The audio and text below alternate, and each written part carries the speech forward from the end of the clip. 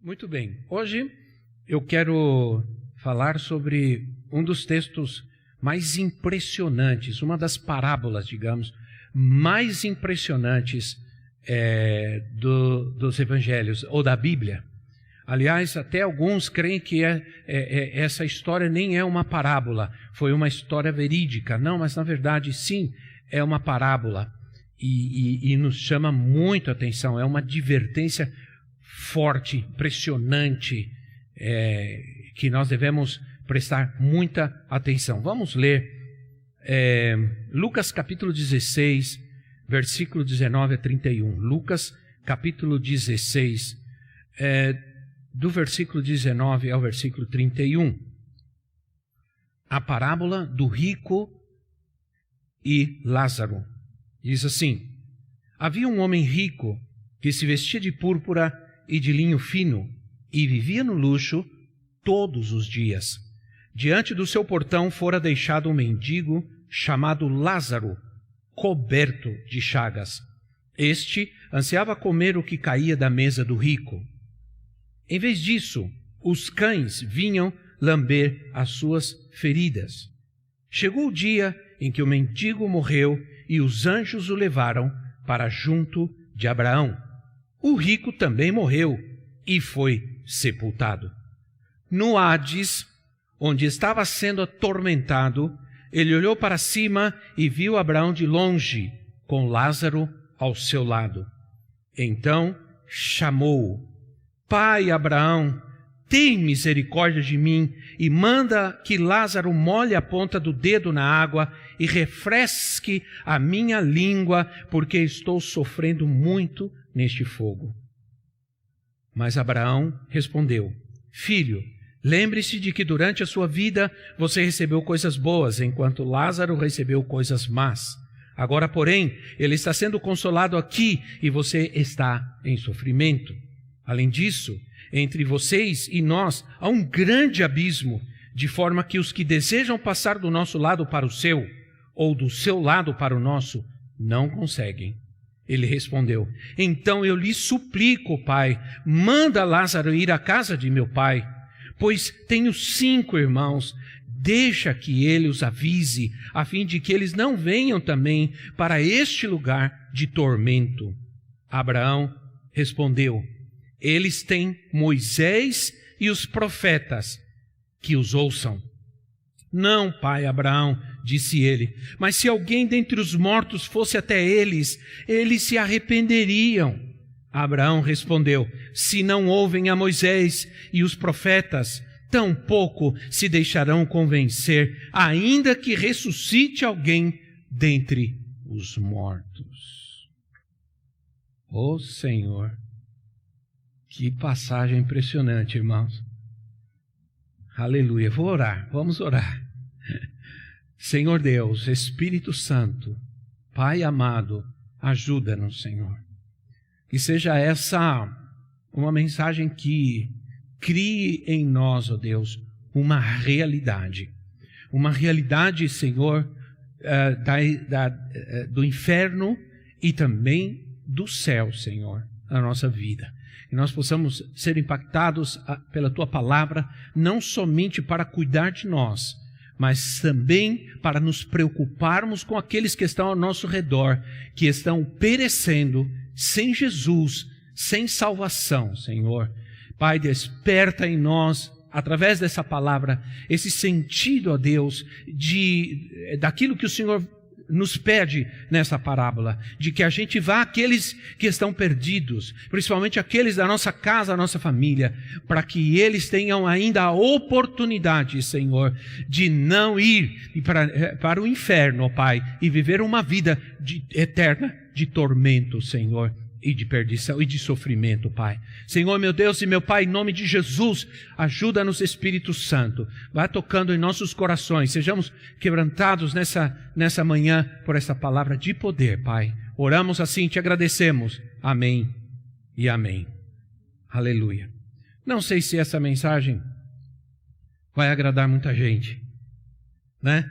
Mas até agora nós estamos aprendendo que as parábolas, elas não são usadas por Jesus apenas para distrair as pessoas. Elas não foram usadas por Jesus para distrair as pessoas. Elas não são histórias que Jesus conta para divertir as pessoas.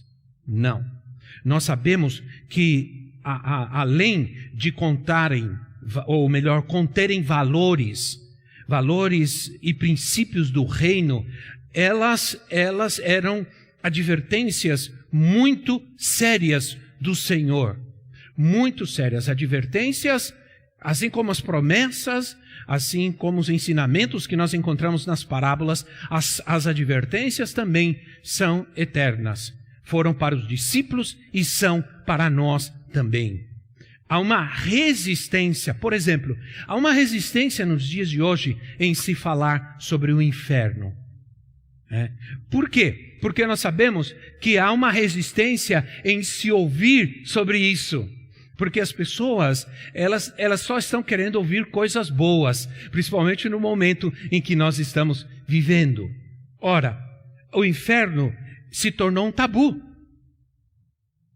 E, inclusive, para alguns evangélicos e para alguns pregadores. E eu vou te explicar por que isso está acontecendo. E está acontecendo cada vez mais.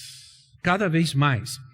Há muitos evangélicos que resistem em falar sobre o pecado. Imagina sobre o inferno.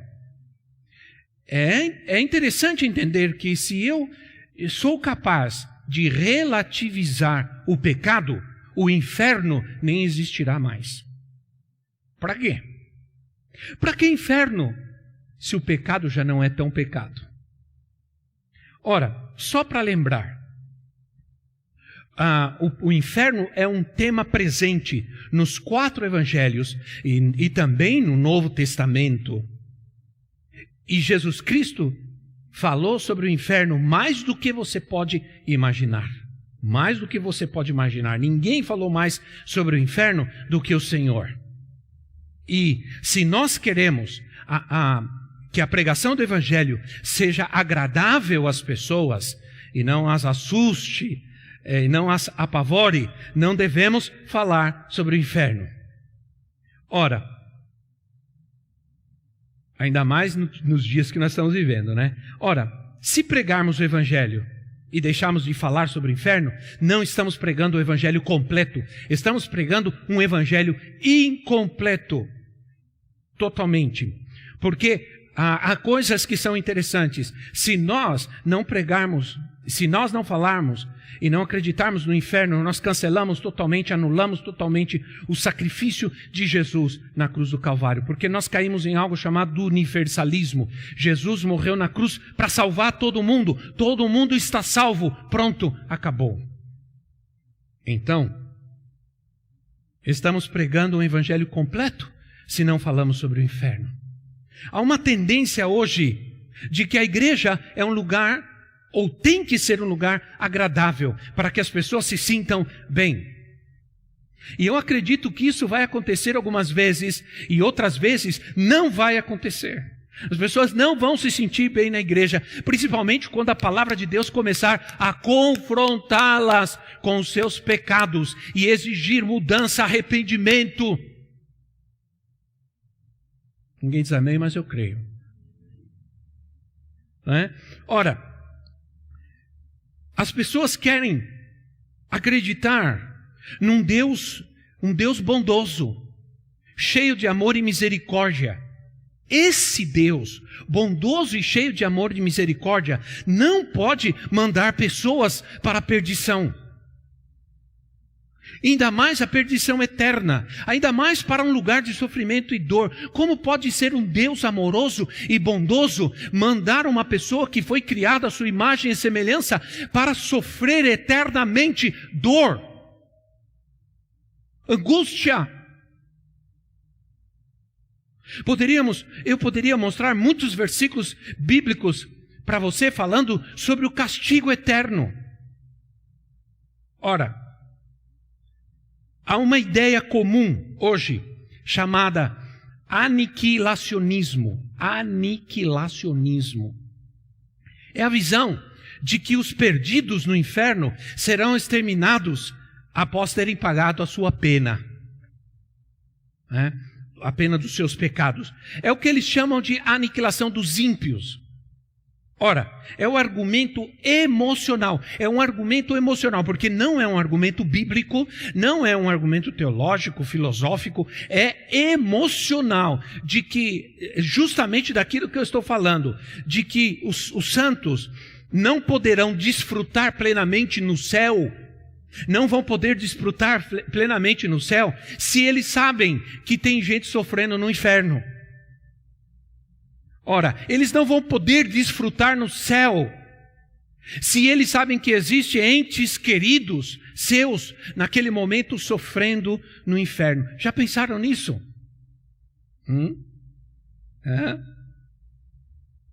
De que não é possível. Então Deus não vai permitir isso, porque Deus, no fim das contas, salvará por isso. Deus salvará todos os seres humanos. Deus e seu povo nunca usufruiriam ou desfrutariam, não é?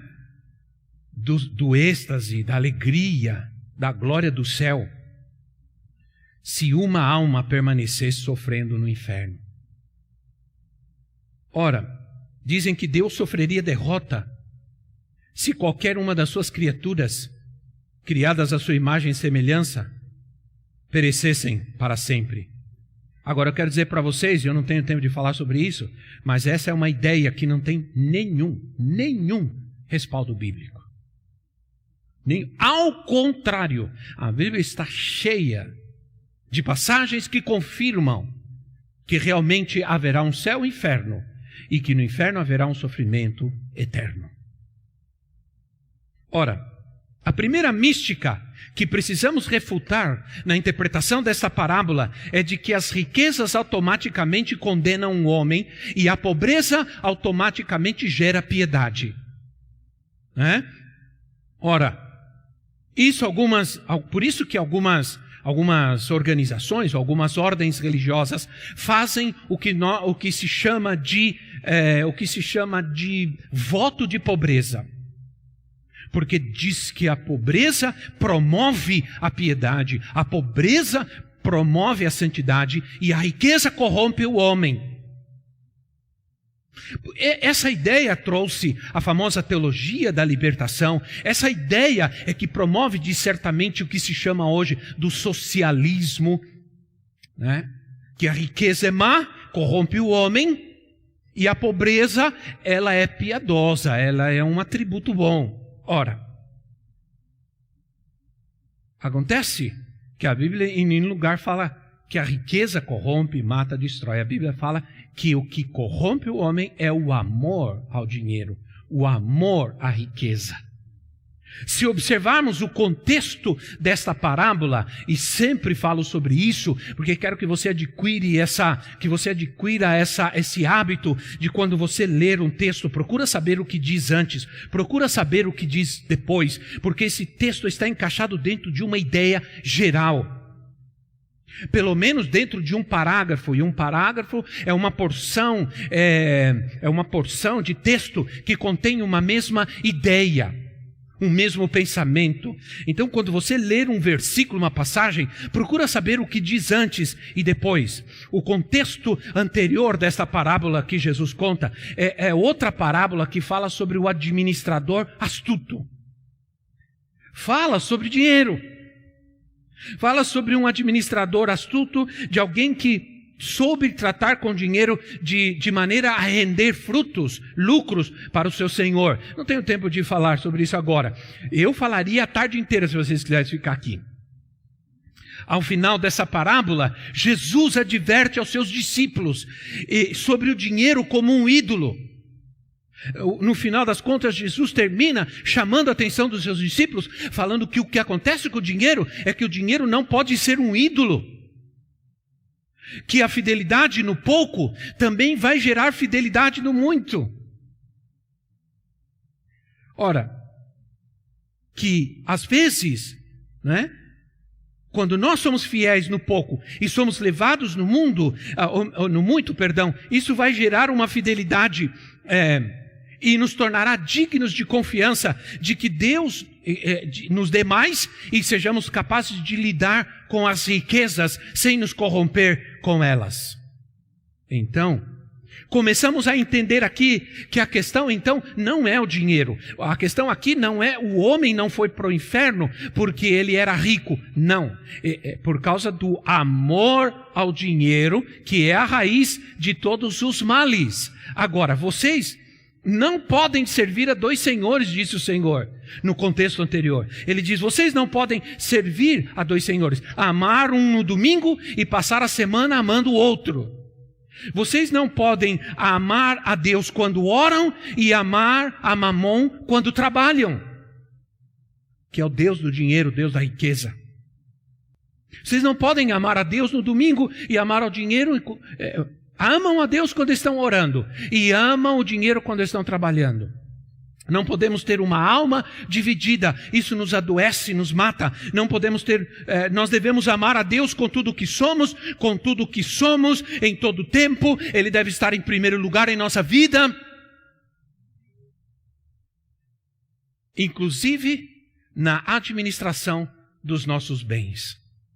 Ele deve estar em primeiro lugar. Ora, irmãos, diz o texto que os fariseus, ao ouvirem tudo isso que Jesus estava falando, riram dele, zombaram de Jesus. Riram dele quando ele ensinou sobre isso. Então, aqui nós entendemos que não é uma questão de ser pobre ou ser rico. O rico não foi para o inferno porque era rico, mas porque ele vivia regaladamente, ele vivia despretensiosamente, ignorando a Deus e ignorando ao seu próximo, ignorando as necessidades dos outros. Isso fala de egoísmo. Ele ignorava a necessidade de alguém que estava à sua própria porta, amava o dinheiro, desprezava a Deus, desprezava ao próximo e desprezava a si mesmo, finalmente, achando que estava cuidando bem dele.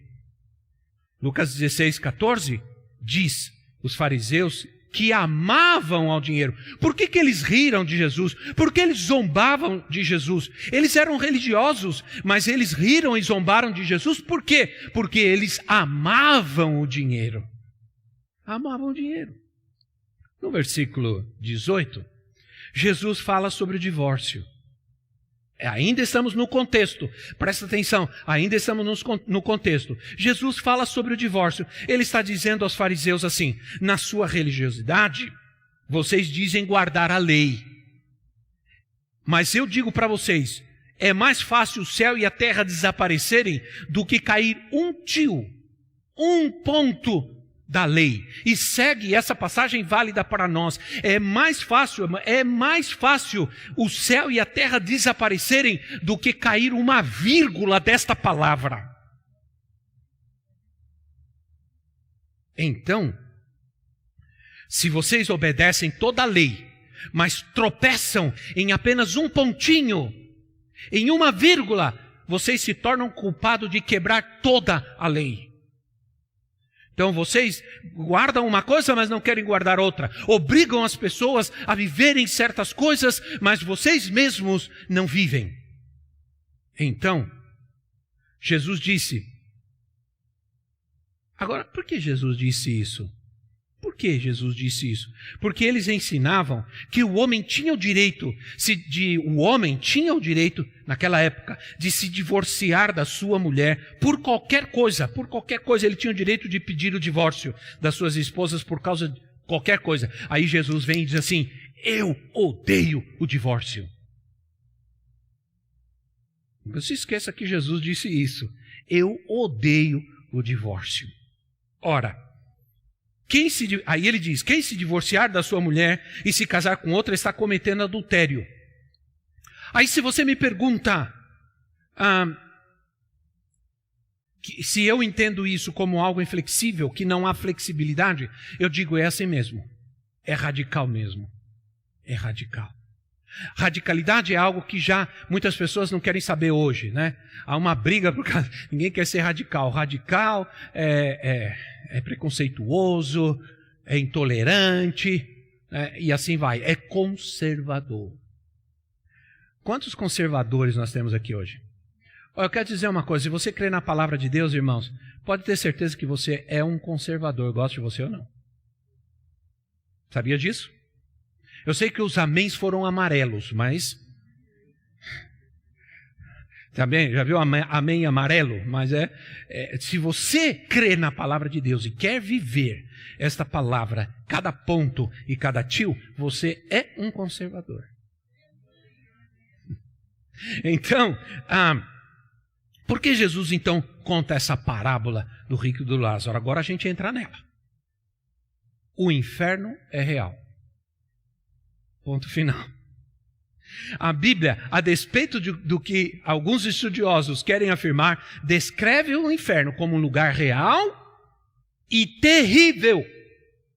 Ora, Marcos capítulo 9, versículo 47 e 48. Marcos capítulo 9, 47 e 48. Não vou poder ler todos os versículos, não vou ter condições de ler todos os versículos, as passagens e etc. Mas você pode seguir estudando e lendo sobre isso. Se seu olho o fizer tropeçar, arranque-o. É melhor entrar no reino de Deus com um só olho do que tendo os dois olhos ser lançado no inferno, onde o seu verme não morre e o fogo não se apaga. Pronto, Jesus falou sobre isso.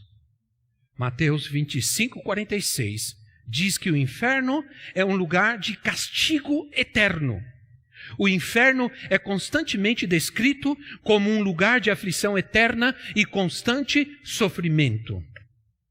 O apóstolo Paulo, em 2 de Tessalonicenses 1:9, ele descreve o inferno como um lugar de pena e destruição eterna. Pena, isso é, de pena de penalidade, não é pena de galinha, não, pena de penalidade. Penalidade e castigo eterno, ou destruição eterna. É uma separação completa do Senhor. Você está lá, você está aí, o rico, Lázaro está aqui, não tem mais comunicação. É separação total do Senhor, é separação eterna. Ora, ninguém pode gostar do inferno. É terrível ter que falar sobre isso. Imagino que Jesus também não queria, mas ele precisava advertir. Não vamos pregar um evangelho completo ao perdido, ignorando o resultado da desobediência a Deus. Qual é o resultado da desobediência a Deus?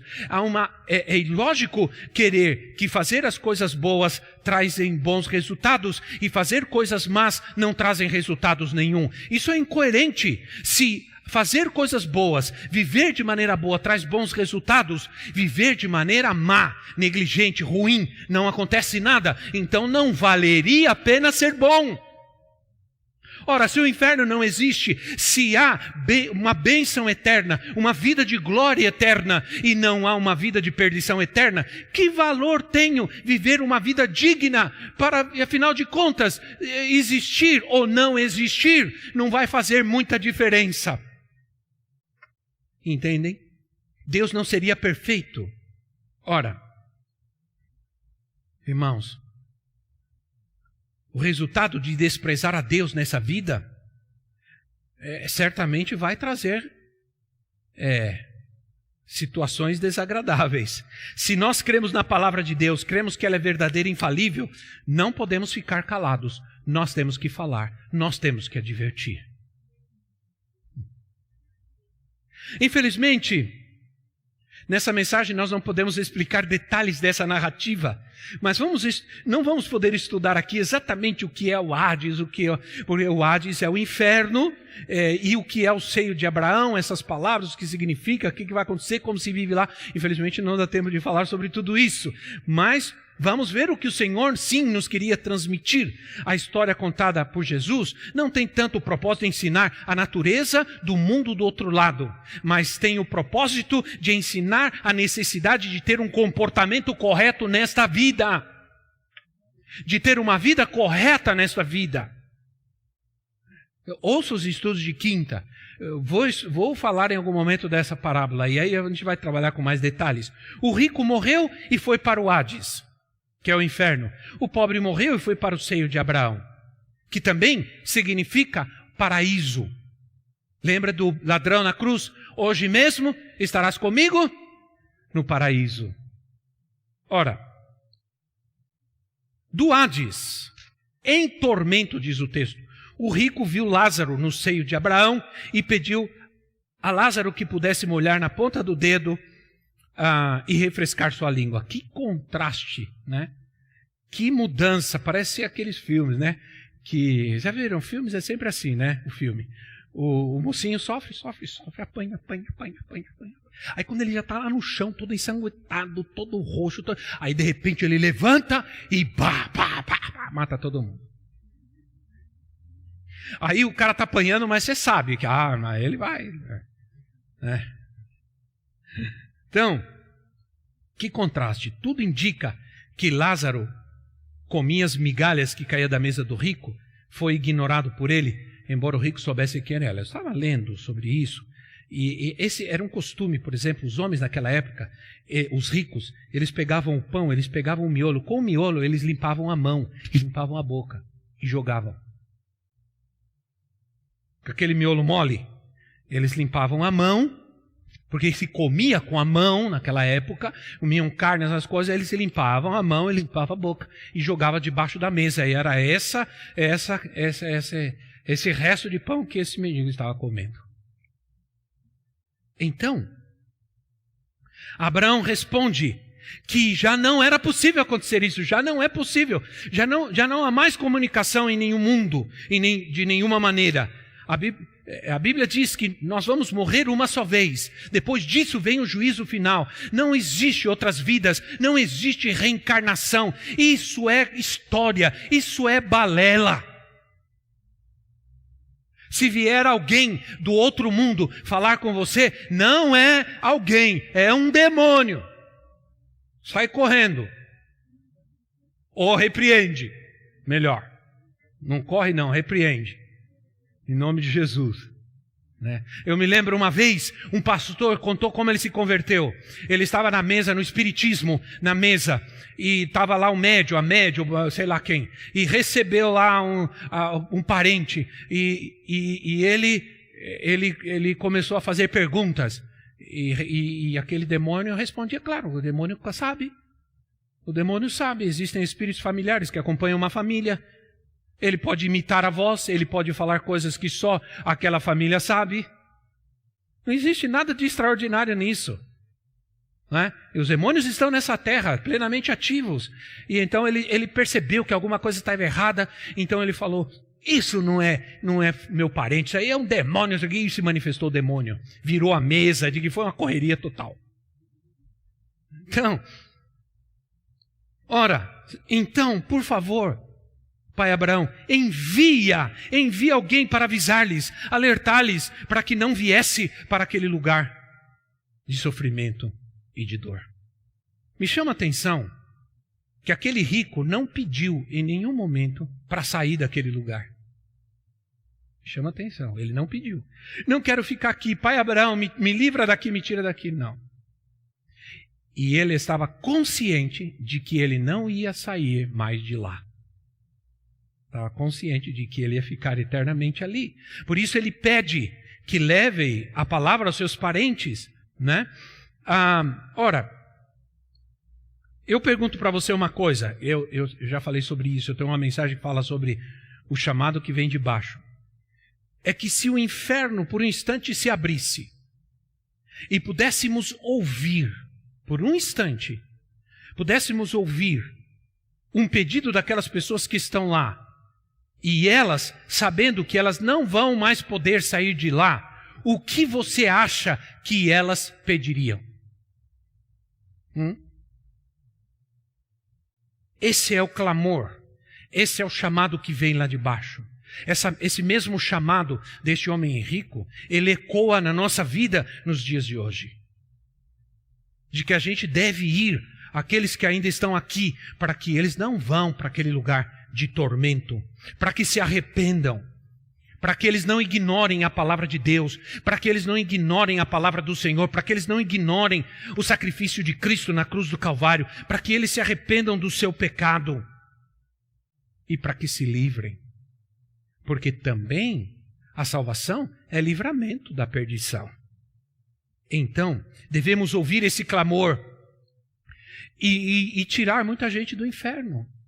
E chegar no céu com muita gente atrás de nós. Quem são esses? São esses que eu livrei do inferno. Né? Um certo homem que eu ouvia muito, ele dizia assim: Deus me salvou para duas coisas. Para duas coisas Deus me salvou. Uma, para me levar para o céu. E segunda, para levar muita gente comigo. Ele era um grande evangelista. Como a gente faz isso? Pregando o evangelho. Não podemos pregar, então, um evangelho fácil, sem exigências. Vamos enganar as pessoas quando não damos a ela a oportunidade de entender que elas precisam viver, que elas precisam se arrepender do seu pecado e viver uma vida digna. Jesus disse em Mateus, capítulo 7, nem todo aquele que me diz Senhor, Senhor, entrará no reino dos céus.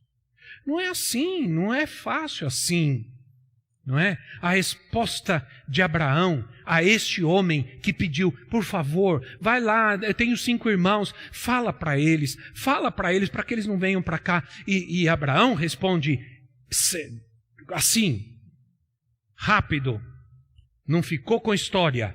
Eles têm Moisés e os profetas, isso é, eles têm as escrituras, né? Que leiam, que ouçam e se arrependam. Ora, a única maneira dos irmãos do rico escaparem do inferno é ouvindo a mensagem e crendo nela, é ouvindo a palavra e crendo nela. E Paulo diz assim: como crerão se não ouvem? Como ouvirão se não há quem lhes pregue, quem lhes diga, quem lhes fale? É aqui onde cai a nossa responsabilidade, né, sobre nós. As pessoas estão vendo o que está acontecendo no mundo. As pessoas estão vendo gente morrendo, tudo o que está acontecendo. As pessoas estão vendo como um vírus, um pequeno microscópico ser vivo, está destruindo vidas, paralisando o mundo inteiro, destruindo empresas. Empresas grandes, conhecidas, irmãos, estão falindo, estão quebrando. E as pessoas estão vendo tudo isso, que já matou milhares de gente até mesmo ao seu redor. No meio desse caos, também muitos milagres estão acontecendo, milagres enormes, milagres grandes. Eu estava andando, e eu gosto de falar sobre isso, e eu estava lendo o texto que leu a pastora Lia, li 2 versículos depois e diz assim: conte para toda a congregação a fidelidade do Senhor e a sua misericórdia. Conta para todo mundo, conta o que Deus fez na tua vida, conta o que Deus faz. Eu prefiro crer que nas coisas mínimas, alguém diria, não, isso é assim mesmo, isso acontece, mas hoje a medicina, eu prefiro crer que Deus, na sua mão gloriosa, Deus está agindo em nossa vida, fazendo um milagre cada dia, usando cada situação e cada circunstância ao nosso favor. Eu creio, eu prefiro crer, e eu vou contar mesmo, e vou contar sempre. Então, ora, vocês acham que as pessoas estão crendo mais nos dias de hoje? Olha, minha gente, Vou dizer uma coisa para vocês, meus irmãos. Eu não sei. Olha, lembra quando Lázaro morreu? Ou um outro Lázaro, não esse Lázaro. O outro Lázaro, 4 dias. Você já imaginou o tamanho do milagre que fez o Senhor? 4 dias de morto. Jesus chega e ressuscita aquele homem. Era um milagre extraordinário. Todo mundo ficou sabendo, todo mundo correu para o cemitério. Aquilo se espalhou rapidamente. E então, sabe o que aconteceu? Todos os religiosos se converteram. Todos reconheceram que Jesus era o Senhor. Todos foram salvos. Todos se alegraram. Todos ficaram felizes. Não. Diz João capítulo 11 que a partir daquele momento começaram a elaborar como eles iam matar a Jesus. Como eles iam matar a Jesus. Entende? Gerou o ódio em muita gente. Um grande milagre. Isso quer dizer, irmãos, que nenhum milagre, por maior que seja, vai manter a nossa fé. O que vai manter a nossa fé é a palavra de Deus, é a obra do Espírito Santo em nós. É a obediência, o arrependimento, a verdade não nossa, mas a verdade de Deus, a verdade da sua palavra. Não existe nenhuma estratégia para ganhar um mundo para Cristo. Nenhum método será eficaz se nós não pregarmos a palavra de Deus integralmente. Não ter medo de dizer aos que rejeitam a Cristo qual será o destino deles se eles não se arrependerem. Ora, eu quero deixar uma mensagem final, mas eu quero que você leia, né? Que você leia. Separa um texto, 1 Coríntios capítulo 6, do versículo 9 ao versículo 10. Eu não vou ler aqui, nem vou colocar, não vamos colocar nem na internet, nem por algumas razões. O que fazemos com esses versículos? 1 Coríntios 6, 9 e 10. O que fazemos com esses versículos? Vamos ignorar o que está escrito aqui? Vamos fazer de conta que não estão aí? O que eles estão falando? Né? Estão falando sobre outra coisa? Não, eles estão bem claros. Quem tem ouvidos para ouvir, ouça. Enquanto eu estou falando, você pode ler aí. Leia o que diz. Então, irmãos, essa mensagem, ela é aterrorizante. Ela não é para assustar ninguém, nem muito menos condenar ninguém. O objetivo mesmo de Jesus com os fariseus, era que eles se arrependessem. É que eles deveriam se arrepender. O que o Senhor enfatiza, e depois lendo esse texto você vai entender por que eu não vou falar e não vou colocar lá, né? Vocês vão entender por quê. O que o Senhor enfatiza é que devemos aproveitar as oportunidades da vida e não trocar os valores materiais, desprezando os valores que são mais importantes. Ninguém vai me aguentar, irmãos, daqui para frente. Porque Deus cuidou de mim, Deus me deu uma outra oportunidade, ninguém vai me aguentar. Eu quero fazer muito estrago no reino de Satanás. Né? E eu vou pular aqui, fazer alguns de vocês passarem vergonha, porque mostrar para vocês o quanto a obra de Deus é perfeita. Estou pulando aqui, ó. Né? Eu quero terminar. Eu quero pedir um grande favor. Que vocês venham do louvor. E eu quero que a gente cante outra vez aquele cântico que cantamos, o último, né? Que fala sobre o céu, né? Sobre nosso lugar. Venham rapidamente, por favor. Nós temos que viver os valores eternos que nos manterão eternamente do outro lado, na presença do Senhor. Existe uma mulher, ela já faleceu, uma mulher chamada Amy Carmichael. Essa mulher foi um testemunho dessa mulher que eu recebi num folheto anos atrás. Uma vez eu li aqui, não vai dar tempo de eu fazê-lo. O testemunho dessa mulher que foi missionária toda a sua vida. Ela nunca se casou. Foi missionária toda a sua vida na Índia, na África. Ela sofreu um acidente, ficou paraplégica. Ela ia para a obra missionária, ela continuou sendo missionária e andava de cadeira de rodas. E terminou sua vida assim. Eu li um testemunho de uma revelação que Deus deu para ela. E isso foi o que confirmou o meu chamado quando eu li esse testemunho.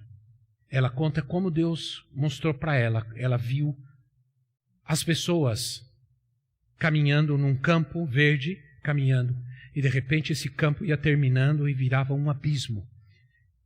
E esse abismo, ela sabia que era o inferno, e ela via as pessoas caminhando para lá, ela via as pessoas indo, e inadvertidamente, puf, caíam. Algumas tentavam se agarrar, mas não conseguiam e caíam. E ela via que havia pessoas nesse campo tentando impedir que aquelas pessoas continuassem indo em direção àquele abismo. Mas as pessoas não conseguiam, porque era muita gente. Elas conseguiam impedir algumas, mas outras passavam e iam caindo. E quando eu ia lendo isso, eu comecei a chorar e a chorar e a chorar. Foi quando o Senhor falou comigo: eu quero que você seja uma dessas pessoas que luta para que essas pessoas inadvertidamente caminhando para o inferno possam ser salvas. Então, ela contou então que alguns gritavam: vem gente, me ajudem aqui, vamos impedir que essas pessoas caiam nesse abismo. Então ela acordou e ela disse: meu pai, eu preciso te servir, Ela passou toda a vida dela servindo ao Senhor, mesmo quando não podia mais caminhar. Irmãos, esse é um chamado do Senhor para olhar para a nossa vida, para a gente se arrepender, mas também para a gente abrir os nossos olhos aos que estão do nosso lado, indo para o inferno, enquanto nós estamos indo para o céu. Porque eu vou para o céu. Você vai para o céu, irmão? Eu vou. E eu não vou porque eu mereço. Eu vou porque Jesus morreu na cruz do Calvário e me deu acesso através da sua vida.